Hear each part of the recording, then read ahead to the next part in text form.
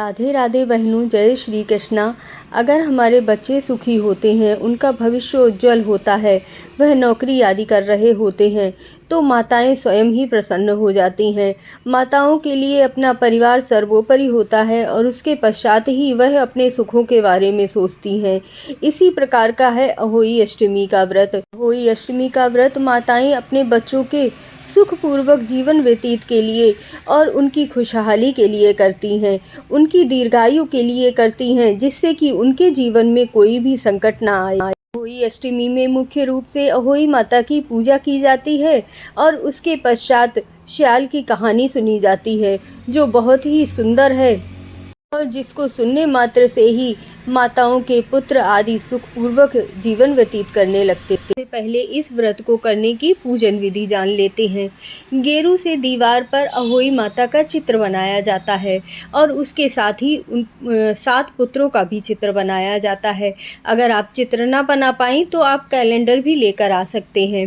उसके पश्चात कलश की स्थापना कीजिए। थोड़े से अक्षत डालकर अष्टदल कमल बनाइए और उसके ऊपर कलश रख लीजिए।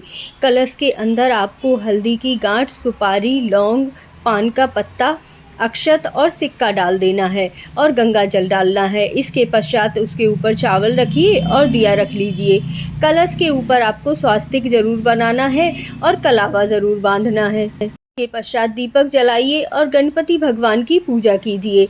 यदि आपके पास गणपति भगवान ना हो तो आप सुपारी से भी गणपति भगवान बना सकते हैं। सुपारी पर कलावा बांधिए और गणपति भगवान की पूजा कीजिए। इसके साथ ही माता पार्वती की भी पूजा की जाती है। माताएं यह व्रत पूरा दिन निर्जला रहकर रात्रि के समय जब तारे उदित होते हैं तब तक यह व्रत किया जाता है।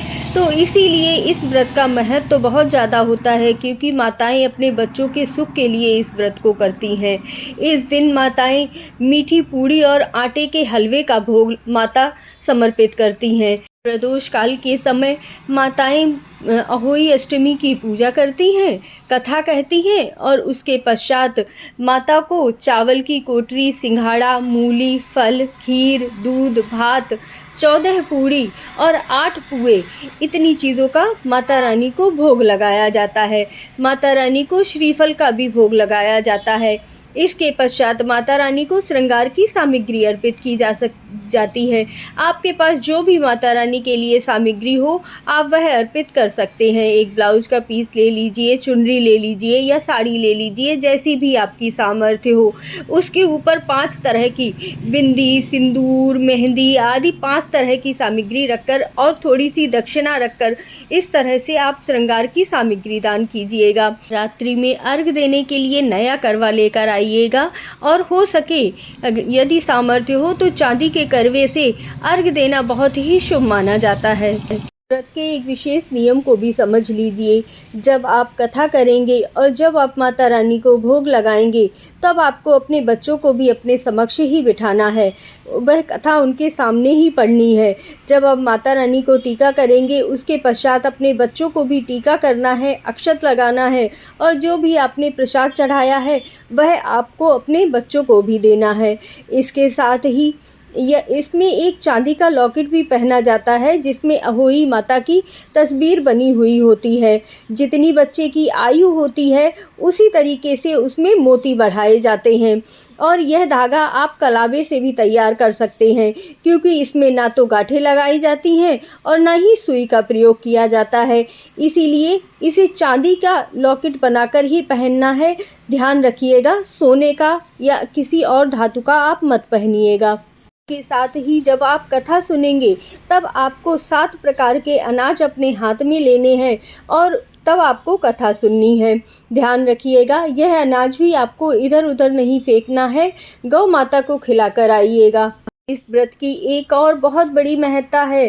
कहा जाता है कि जिन भी माताओं के संतान नहीं है वह गोवर्धन राधा कुंड में जाकर यदि स्नान करती हैं, वो भी अहोई अष्टमी के दिन, तो उन्हें संतान की प्राप्ति होती है।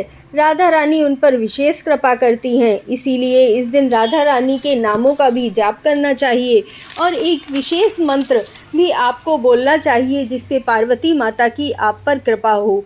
ओम पार्वती प्रिय नंदनाय नमः। इस मंत्र का जाप करते हुए अपनी पूजा अर्चना करनी चाहिए। इस माला की आपने पूजा अर्चना की है, आप दिवाली के बाद किसी शुभ समय पर उसे उतारकर और कहीं अच्छे सही स्थान पर रख सकते हैं। गुड़ का भोग लगा दीजिएगा, जल के छींटे लगा दीजिएगा, उसके बाद उस माला को आप उतार सकते हैं। ध्यान रखिएगा कि आपको हर साल उसी तरह से मोती बढ़ा लेने हैं, जैसे आपकी संतानें हैं उसी हिसाब से आप मोती बढ़ाएंगे। विशेष नियम समझ लेते हैं कि आपको इस दिन क्या क्या कार्य नहीं करने हैं। इस दिन मिट्टी से जुड़ा हुआ कोई कार्य नहीं करेंगे, खुरपी आदि का प्रयोग नहीं करेंगे, सुई धागे का प्रयोग नहीं करेंगे, कील वगैरह ऐसी नुकीली चीज़ों का भी प्रयोग नहीं किया जाता है।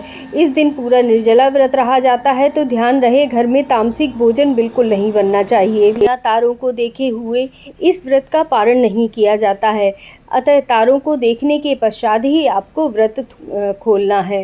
अहोई माता की कथा ज़रूर पढ़नी है और आरती ज़रूर करनी है। तारों को अर्घ देने के बाद ही व्रत का पारण करना चाहिए।